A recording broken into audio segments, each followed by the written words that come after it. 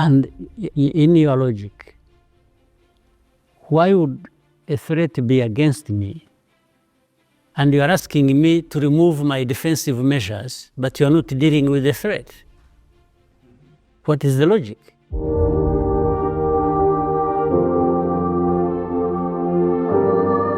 When we observe from the outside, and in the period of pressure, of sanctions, of criticism that your country has been subjected to for some time, can we speak of an ongoing process of diplomatic isolation of Rwanda? There are many ways of looking at it, but for those who want to look at it that way, I can't stop them. The way this conflict started, it was not started by Rwanda, it did not originate from Rwanda.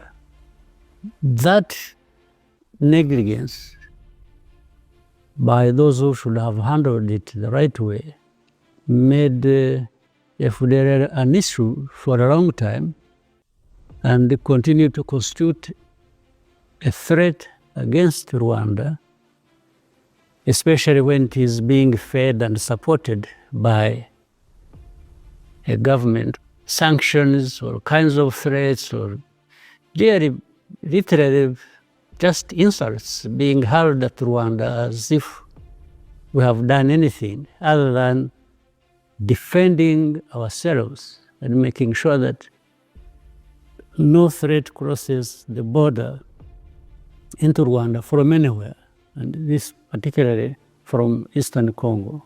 It's like you are blaming the victim and praising the perpetrator. So the easiest thing to do here is to blame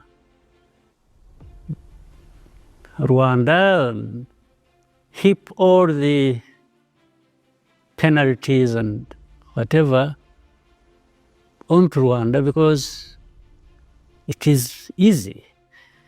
They are doing what is easy for them to do. The blame, the sanctions, the threats of anything else, it's easy. But can it give a solution when you are keeping quiet about the real issues, the root cause? More precisely, on March 2, the American Treasury imposed sanctions against the RDF and 4 of its leaders, including the chief of staff, demanding the immediate withdrawal of your troops from Eastern Congo because of their support to the M23. Do you plan to agree with this requirement? If you look at the recent agreements, you can't come up and expect that only one party will fulfill their part of obligation and the other is to be considered somehow, sometime, or not at all. So in other words, the situation you are talking about and which we are discussing is like there are many parties who have obligations to fulfill. But Rwanda is the one that should fulfill its side of obligations and the others can choose to or not to. There is the United States that also brought us together and are part of the effort to try and help us resolve this conflict.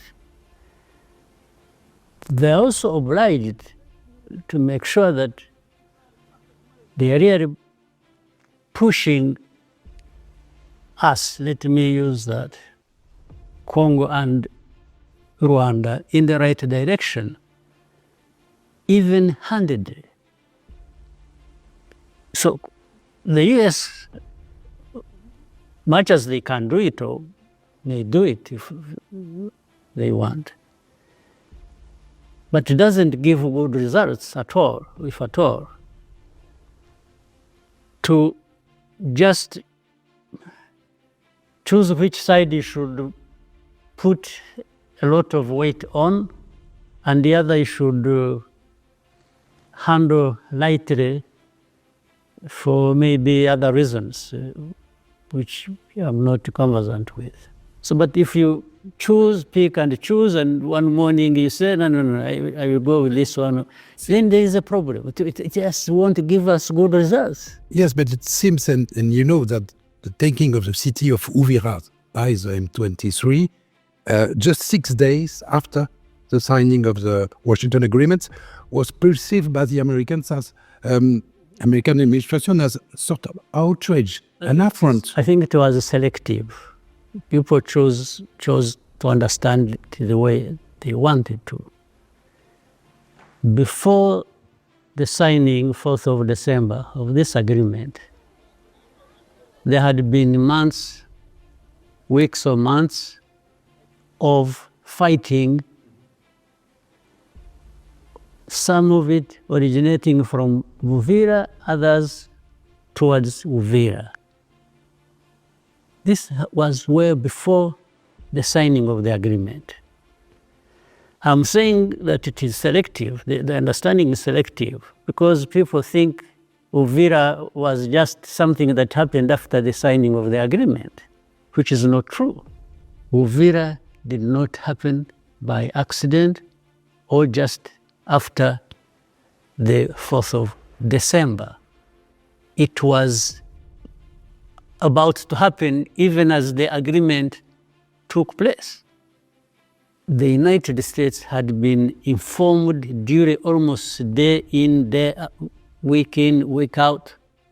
They had been informed of the developments. So it couldn't be that therefore Uvira just happened after the 4th of December in defiance or in ignoring the signing of the agreement. That's not true. But of course, again, as I said, being selective and people just doing whatever they want. There are some people in the whole process who will choose that to get to another level or to achieve a different kind of outcome as they wish. Mr. President, your ambassador in Washington declared, it was on January 22nd, and I quote, Rwanda does engage in security coordination with AFC M23. I state this clearly to build trust through transparency.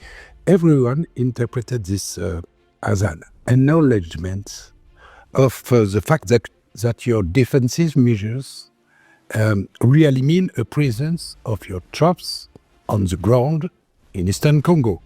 Do you agree with this interpretation? Yes, largely it makes sense. What ordinarily, what would anybody define defensive measures as? To do with the problems that are in Eastern Congo. It means a number of things. It means you may use equipment, you may use troops on the ground, it means to defend that territory. So I don't understand the contradiction. It is actually to defend our border. So if I'm defending my border, one morning I'm in 5 kilometers or 10 or 20 because of what I identified as a threat. And in another week, they have pulled back, or in another week, if there was an equipment to deal with the matter that is threatening you, so there is no contradiction. Defensive measures have always been outlined as being there. First of all, having announced ourselves in different places, defensive measures we take. And defensive measures do not mean one thing. Concerning those measures, defensive measures, Mr. President, if I'm not mistaken, Rwanda refuses to withdraw its troops from Eastern Congo until FDLR is eliminated. We refuse to remove defensive measures. Whether it means troops or troops and whatever else, we call it defensive measures. And in your logic, why would a threat be against me? And you are asking me to remove my defensive measures, but you are not dealing with the threat. What is the logic? But the DRC government insists that both must happen at the same time. Are you agree with that? Actually, it is not even the government, it's not even the DRC that is insisting on that. We are the ones insisting on that.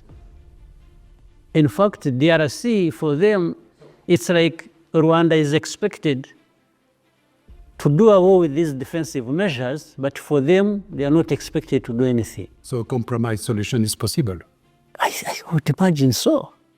Yes. And in fact, the compromise position is already indicated in many of these agreements we have had, including the one of Washington, D.C. But the previous ones have never been respected by DRC.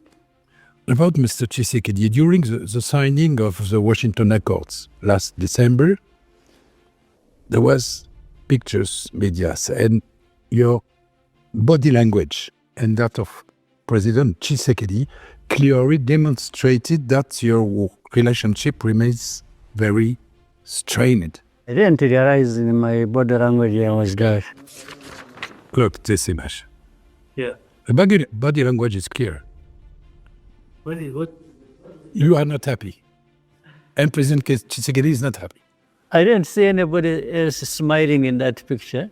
So I was listening. I was listening. Okay.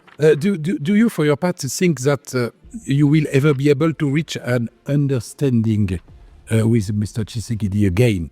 Maybe yes, maybe no. But I have no problem waiting until that happens or until we conclude that it won't happen. I'm comfortable with the status quo. The recent visit of Jean-Luc Abiyarimana in Kinshasa seems to have worried on this government. Why? And do you know who he met? It's not a worry, Francois. And it's also not once, by the way. Isolated person, yes. It depends. He's isolated, but together with Tshisekedi. I mean, but Tshisekedi is supposed to be a leader of DRC. So if he's associated with him, meaning he's benefiting from the government machinery and the leadership of Tshisekedi, how is he isolated? But the point here is not just about one person. Again, I keep repeating this.